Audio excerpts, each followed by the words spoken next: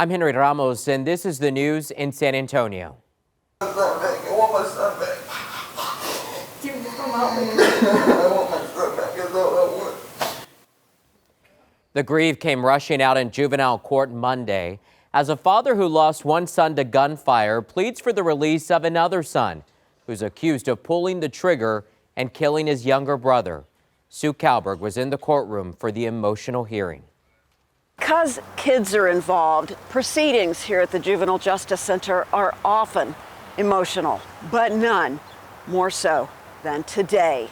District Court Judge for the 436. While the 13-year-old accused of manslaughter twisted nervously, All right, I do find probable cause to proceed.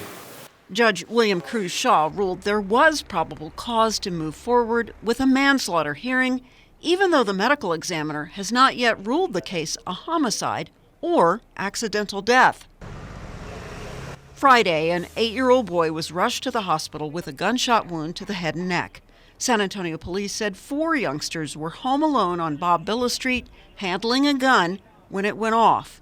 The boy who died, the younger brother of the teen now accused, was pronounced dead within the hour. This is his first referral to the department. A probation officer told the judge the teen has never been in trouble before, while his attorney said the family wants him home. I would ask the court to consider releasing him on monitor. The father of the boys broke down sobbing. I'll never get my son back. Regardless of the accident or not, he should not have his hands on a gun at all. The teen was ordered detained for 10 business days. Juveniles aren't eligible for bond, so this teen will return to court for his next detention hearing August 11th. At the Juvenile Justice Center, Sue Kalberg, KENS 5. Uvalde County commissioners voted to release records related to the Robb Elementary School shooting. That is according to a report from the Uvalde Leader News. The vote comes after last week's ruling by the Texas Appeals Court ordering Uvalde County and the school district must release their records. The ruling was part of a lawsuit involving news outlets seeking emails, text, and other communications connected to the shooting. 19 students and 2 teachers inside the school were killed. This also follows a vote last week from Uvalde CISD Board of Trustees to release records on the mass shooting. Now, as for a date on when the county will release the records, that has not been set. The woman sent to the hospital after being mauled by a dog last week has died. The medical examiner says Simon Nicole Leig died on her 32nd birthday following complications from the attack. This happened at her apartment. Police say the dog was being aggressive toward a friend.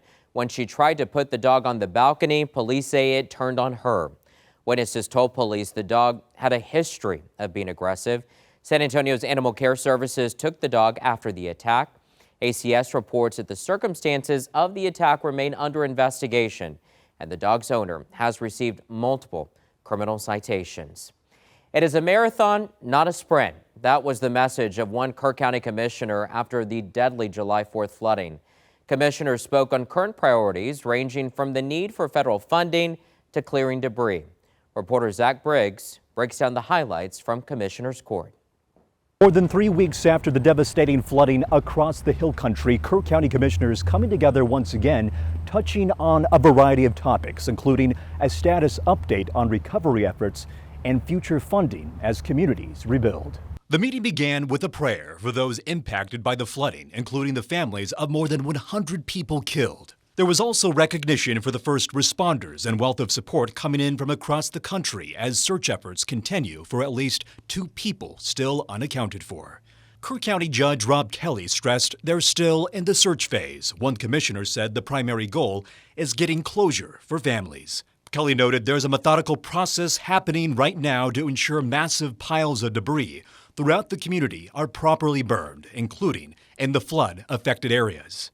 The judge also touched on the ongoing coordination with the state and federal governments as it relates to requesting funding through FEMA. But there was a sense of frustration by Kimber Malcolm, who's married to the owner of Heart of the Hills Camp, which was torn up in the flooding. She emphasized the need for prompt funding, noting concerns regarding property values and the overall need to assist others whose homes and businesses were caught in the mess. Take a listen. There's no reason for any of us to be taking out loans right now. We should donate to each other, of course, but there's no reason for us to have to bleed ourselves when we're already hurting. And I'm just hoping everyone will be able to get back on their feet and so that we can be the community that we are and we can stay strong. And on Thursday, that select committee of lawmakers will be back here in Kerrville to hold another hearing on the floods. It'll be taking place at the Hill Country Youth Event Center at 9:30. In Kerrville, Zach Briggs, KENS 5. A striking new sculpture along San Pedro Creek is doing more than catching eyes. It is catching stormwater. Roxy Van Ruten shows us how a single hand is helping protect the waterways. Hidden beneath the highway at the spot where two creeks collide, a giant metal hand sculpture called Falling Water is designed to catch rain as it pours from the highway above and filter out whatever comes with it. Whenever it rains, water tends to trickle through, and all that water is really gross. So you have all the debris and all the oils from the cars. So we want to make sure that doesn't, one, fall on pedestrians, and then how can we find a way to filter that water? The hand collects the runoff, channeling it through its arm and down a bioretention pond. Essentially what a bioretention pond is, it's a collection of natural plantings and soils to help naturally filter that water before it gets redirected back into the creek. It was funded in partnership with Uvalde County. The project took years to plan and build, involving engineers, landscape architects, and New York artist Mark Riegelman. There's a ton of people and a ton of effort that goes into these specific projects. Not to include the local artists that we involve in making sure that these artworks coincide with the way that San Antonio is, making sure that we're adhering to who we are as a city as well. Roxy Van Ruten, KENS 5. And that is the news in San Antonio.